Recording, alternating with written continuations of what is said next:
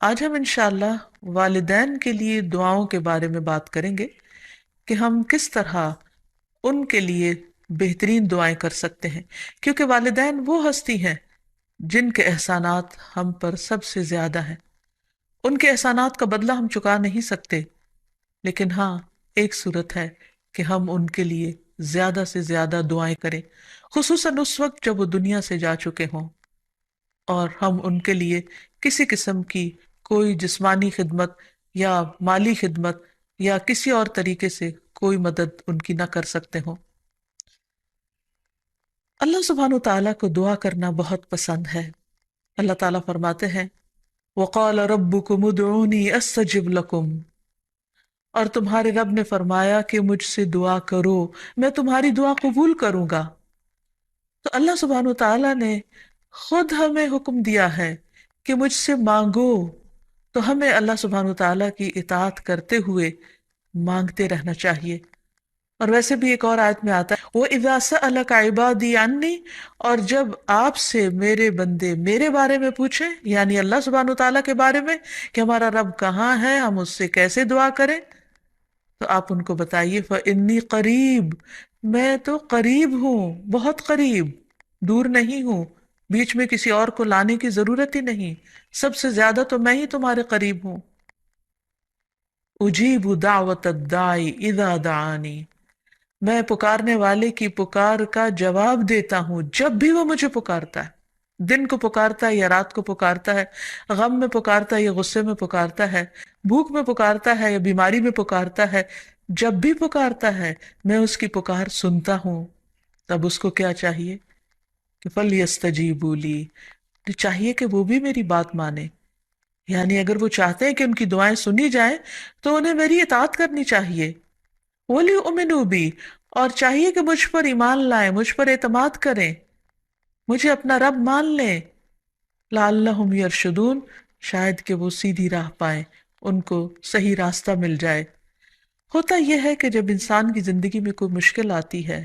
تو اس کے پیچھے کوئی مقصد ہوتا ہے، کوئی حکمت ہوتی ہے۔ اللہ سبحانہ تعالیٰ اپنے بندے کو اپنے اور قریب کرنا چاہتا ہے، اس لیے وہ اس کو کسی نہ کسی ایسے دکھ، تکلیف یا پریشانی میں مبتلا کر دیتا ہے تاکہ بندہ اپنے رب کی طرف رجوع کرے، اس مشکل پر صبر کر کے اجر پائے، اللہ تعالیٰ کی طرف رجوع کر کے اور زیادہ دعا مانگے، کیونکہ دعا عبادت ہے، الدعاء والعبادہ، اللہ سبحانہ تعالیٰ کے نزدیک نہایت پسندیدہ، اس لیے ہمیں کثرت سے پکارتے رہنا چاہیے۔ اور جب بھی ہم دعا مانگیں تو اس سے پہلے اللہ تعالیٰ کی حمد و ثنا ضرور بیان کریں۔ ایک حدیث میں آتا ہے عبداللہ بن مسعود رضی اللہ عنہ کہتے ہیں کہ میں نماز پڑھ رہا تھا اور نبی صلی اللہ علیہ وسلم، ابو بکر اور عمر ایک ساتھ تھے۔ جب میں بیٹھا تو اللہ تعالیٰ کی حمد و ثنا بیان کی، پھر نبی صلی اللہ علیہ وسلم پر درود بھیجا، پھر اپنے لیے دعا کی، تو نبی صلی اللہ علیہ وسلم نے فرمایا مانگو عطا کیا جائے گا، مانگو عطا کیا جائے گا۔ تو اس سے پتہ یہ چلتا ہے کہ دعا سے پہلے اللہ تعالیٰ کی حمد و ثنا بیان کرنا ضروری ہے۔ اللہ تعالیٰ کی حمد و ثنا کے بے پناہ کلمات ہیں، لیکن آج ہم ان کلمات میں سے ایک کلمہ جو اللہ تعالیٰ کو بے حد محبوب ہے وہ آپ کو بتاتے ہیں، جو نماز کے آغاز میں بھی پڑھا جاتا ہے، اور نماز کے علاوہ بھی اگر اللہ تعالیٰ کی حمد و ثنا کرنا ہو تو اس دعا کو پڑھ سکتے ہیں۔ سبحانک اللہم و بحمدک و تبارک اسمک و تعالی جدک و لا الہ غیرک، اے اللہ تو پاک ہے اپنی تعریف کے ساتھ، تیرا نام بڑا ہی برکت والا ہے، تیری بزرگی بلند و برتر ہے، تیرے علاوہ کوئی بھی الہ نہیں ہے۔ تو بہرحال والدین کے لیے دعا کرنے سے پہلے اللہ سبحانہ تعالیٰ کی حمد و ثنا بیان کیجئے، پھر نبی صلی اللہ علیہ وسلم پر درود بھیجئے، اور پھر اپنے ماں باپ کے لیے دعائیں کیجئے، کیونکہ یہ اللہ تعالیٰ کا حکم بھی ہے وَقُلْ رَبِّ ارْحَمْهُمَا كَمَا رَبَّيَانِي صَغِيرًا، اور آپ کہہ دیجئے اے میرے رب ان دونوں پر رحم کیجئے، یعنی والد پر بھی اور والدہ پر بھی، جیسے انہوں نے مجھے چھوٹا سا پالا تھا، بچپن میں پالا تھا، جب میں نہ خود کھا سکتا تھا، نہ پی سکتا تھا، اور نہ خود اپنے آپ کو صاف کر سکتا تھا، تو انہوں نے دن رات بغیر کسی وقفے کے میری خدمت کی، تو اے رب اب جب کہ وہ بڑے ہو گئے ہیں، وہ تیری رحمت کے محتاج ہیں، تو ان پر رحمت فرما اور ان کی مشکلات آسان فرما۔ پھر اسی طرح والدین اگر زندہ ہو تو بھی دعا کی جائے، اور اگر وہ فوت ہو جائے تو وہ اور بھی زیادہ دعاؤں کے مستحق ہو جاتے ہیں۔ جب برزخ میں والدین کا درجہ بڑھا دیا جاتا ہے، یعنی بلند کیا جاتا ہے، تو وہ پوچھتے ہیں کہ ہمیں درجے کی یہ بلندی کیوں کر حاصل ہوئی؟ تو انہیں بتایا جاتا ہے کہ یہ تمہاری اولاد کی دعا کی وجہ سے۔ ویسے بھی جب انسان فوت ہو جاتا ہے تو اس کے اپنے عمل کا سلسلہ ختم ہو جاتا ہے۔ تین چیزیں مرنے کے بعد بھی فائدہ دیتی ہیں، جن میں سے ایک صدقہ جاریہ ہے، دوسرے ایسا علم جو انسان اپنے پیچھے چھوڑ جائے جس سے لوگ فائدہ اٹھائیں، اور تیسرے ولد صالح یدعو لہ، نیک اولاد جو اپنے والدین کے لیے دعائیں کرے، یعنی بیٹے کی دعا یا بچوں کی دعا اپنے والدین کے حق میں قبول ہوتی ہے، اس لیے خوب خوب دعائیں کرنی چاہیے۔ ہم دیکھتے ہیں کہ مختلف پیغمبر بھی اپنے رب سے اپنے والدین کے لیے دعائیں کرتے رہے ہیں، جن میں نوح علیہ السلام کی دعا ہے۔ وہ کہتے ہیں رب اغفر لی ولوالدی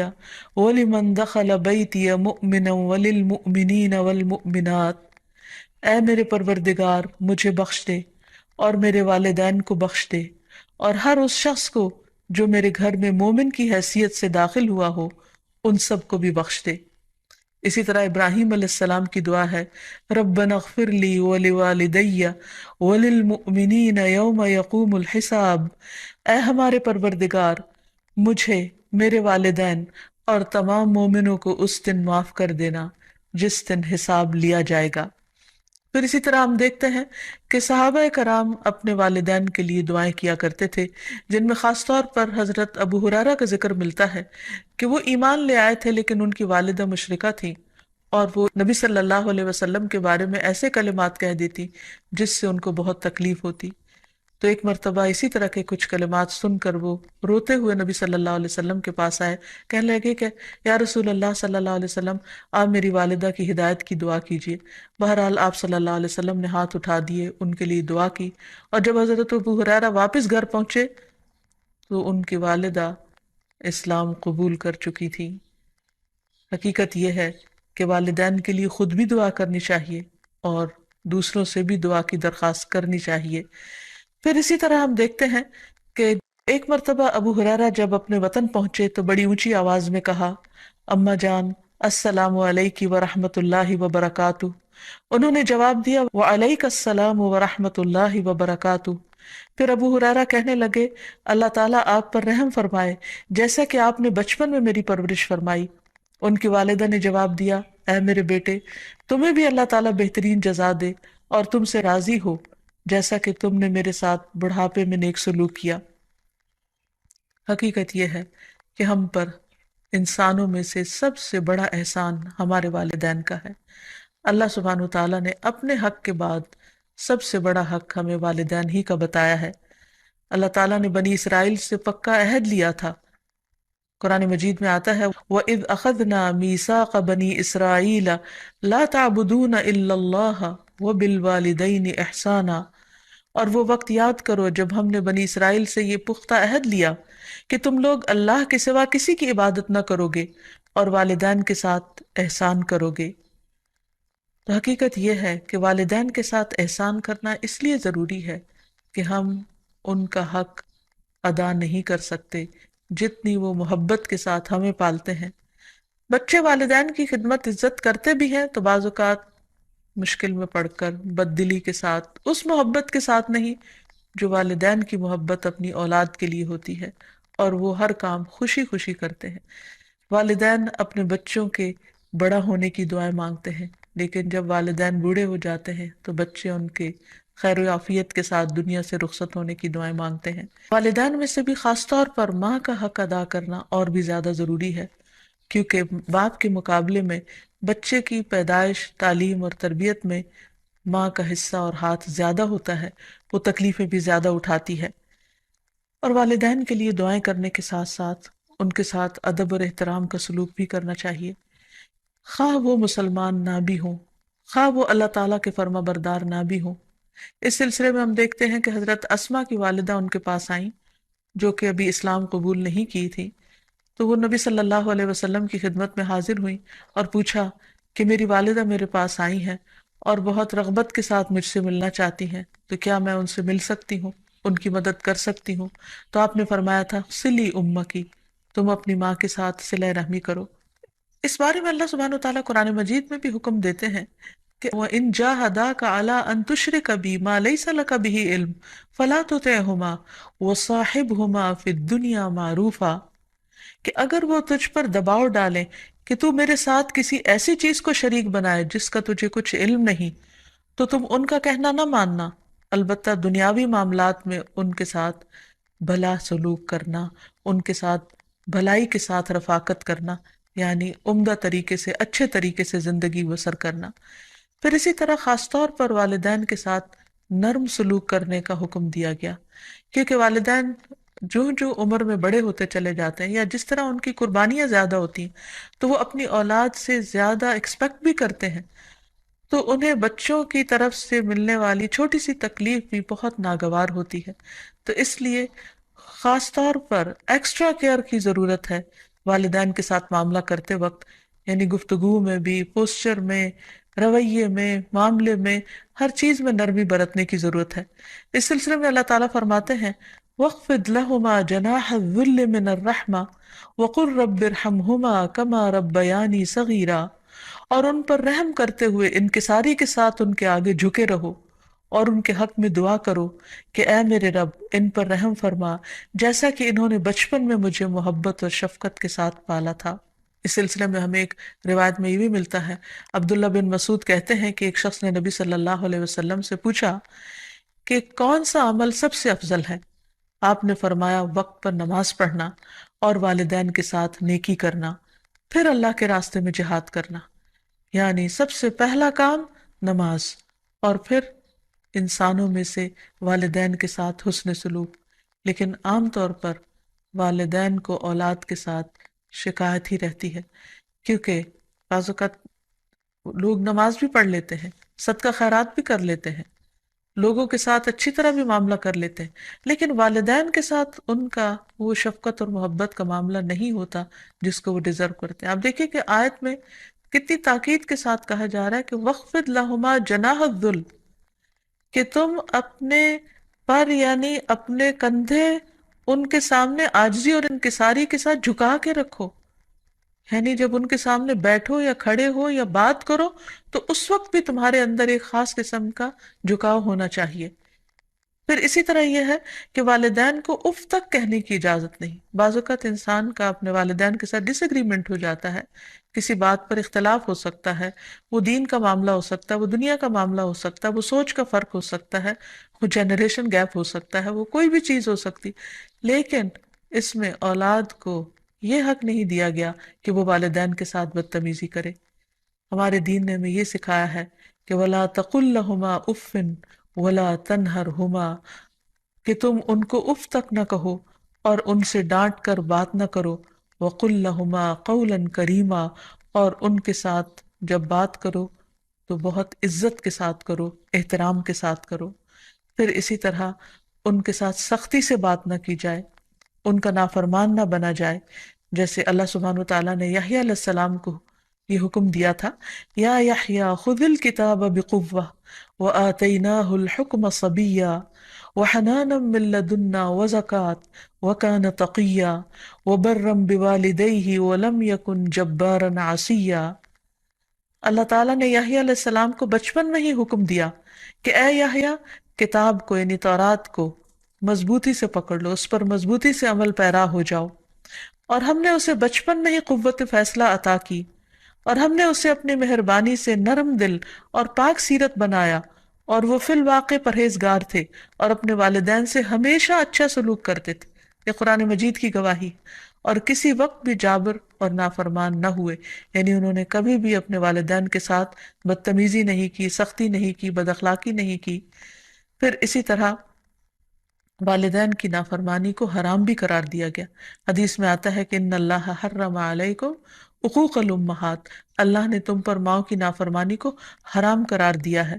پھر اسی طرح ایک اور حدیث میں آتا ہے کہ اللہ تعالیٰ کی رضامندی باپ کی رضامندی میں ہے، اور اللہ کی ناراضگی باپ کی ناراضگی میں ہے، اس لیے والد کا حق ادا کرنا بھی ماں کے ساتھ ساتھ بہت ضروری ہے، اور والدین کا حق ادا نہ کرنا کبیرہ گناہوں میں شمار ہوتا ہے، اور کبیرہ گناہ وہ ہیں کہ جن پر اگر انسان توبہ کیے بغیر مر گیا تو قیامت کے دن سخت پکڑ ہوگی۔ اور اسی طرح والدین کو رلانا بھی کبیرہ گناہ ہے، ان کو گالی دینا کبیرہ گناہ ہے۔ پھر اسی طرح والدین تو وہ ہستی ہیں کہ جن کے لیے دعاؤں کے ساتھ ساتھ ان کی طرف سے صدقہ خیرات کرنا بھی خصوصاً ان کے زندگی کے بعد بہت فائدہ مند ہے۔ انسان کو اگر زندگی میں کچھ مشکل پیش آئے، اپنے بچوں کی طرف سے کوئی پریشانی ہو، یا اپنی صحت کی طرف سے، یا کاروبار اور روزگار میں اگر کوئی پریشانی ہو، تو اس وقت انسان کو اپنے والدین کے ساتھ حسن سلوک کرنا چاہیے۔ یہ ان نیکیوں میں سے ہے جس کی وجہ سے انسان کی مشکل بہت جلد حل ہو جاتی ہے، اور خصوصاً صدقہ دیتے وقت والدین کی طرف سے، یعنی ان کو ثواب پہنچانے کی نیت سے صدقہ کیا جائے۔ اس سلسلے میں ہم دیکھتے ہیں ایک آدمی نے نبی صلی اللہ علیہ وسلم سے عرض کیا، میرے والد فوت ہو گئے ہیں اور انہوں نے مال چھوڑا ہے لیکن وصیت نہیں کی، تو کیا میں ان کی طرف سے صدقہ کروں تو ان کے گناہ معاف کر دیے جائیں گے؟ آپ نے فرمایا ہاں۔ اسی طرح حضرت عائشہ سے روایت ہے کہ ایک آدمی نبی صلی اللہ علیہ وسلم کے پاس آیا اور عرض کی کہ یا رسول اللہ، میری والدہ بغیر وصیت کے فوت ہو گئی ہیں، اور میرا گمان ہے کہ اگر وہ بات کرتی تو صدقہ کرتی، اگر میں ان کی طرف سے صدقہ کروں تو کیا ان کو اجر ملے گا؟ آپ نے فرمایا کہ ہاں۔ پھر اسی طرح والدین کے اگر روزے رہتے ہوں تو ان کے قضا روزے ادا کیے جا سکتے ہیں، اگر وہ حج نہ کر پائے ہوں تو ان کی طرف سے حج بدل کیا جا سکتا ہے، یہ ان کے لیے ایک بہت بڑا احسان ہوگا۔ پھر اسی طرح ان کی نظر پوری کی جا سکتی ہے کہ اگر انہوں نے زندگی میں کسی سے کوئی وعدہ کیا ہو اور وہ اسے پورا نہ کر سکے ہوں، اللہ تعالیٰ کے لیے کوئی نظر مانی ہو اور اسے پورا نہ کر سکے ہوں، تو اس کو ادا کر دیا جائے۔ تو خلاصہ یہ ہے کہ انسان اپنے والدین کے ساتھ جو احسان کر سکتا ہے، اس میں جب وہ زندہ ہوں تو ان کا دل خوش کرے، ان کی خدمت کرے، ان پر اپنا مال خرچ کرے، ان کی اطاعت اور فرما برداری کرے، خواہ وہ اللہ کے فرما بردار ہوں یا نہ ہوں، ان کے ساتھ حسن سلوک کرتا رہے۔ جب وہ فوت ہو جائے تو ان کی طرف سے صدقہ خیرات کرے، والدین کے دوستوں کے ساتھ حسن سلوک کرے، اور اس کے ساتھ ساتھ ان کے لیے خوب خوب دعائیں کرے، اور خصوصاً یہ مختصر سی دعا جو اللہ سبحانہ وتعالیٰ نے خود حکم دیا ہے کرنے کو، رب ارحمہما کما ربیانی صغیرا، اس دعا کی خوب خوب تکرار کرے